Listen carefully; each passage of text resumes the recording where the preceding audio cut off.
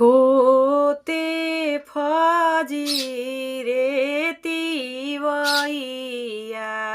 अचरनी खोरिया बाहार अचरनी खोरिया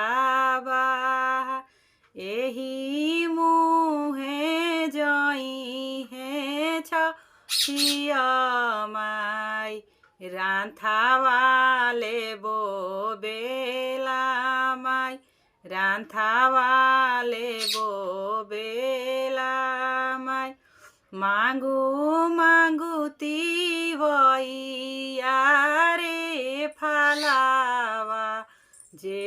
तोहरा हृदय आसामस जे तोहरा हृदय आसामस पाँच गो पुत्र एक धियावा छठी मैया हमारा के द आदित्य बाबा हमारा के द काई जे करिहे पाँच पुतावा काई होई है धियावा काई होई है धियावा सभावा में बैठी है पाँच पुतावा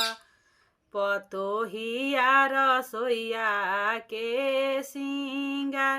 पतोहिया रसोइया के सिंगार घरावा के लक्ष्मी लक्ष्मी हो धियावा दामादादुर के सिंगार दामादादुर के सिंगार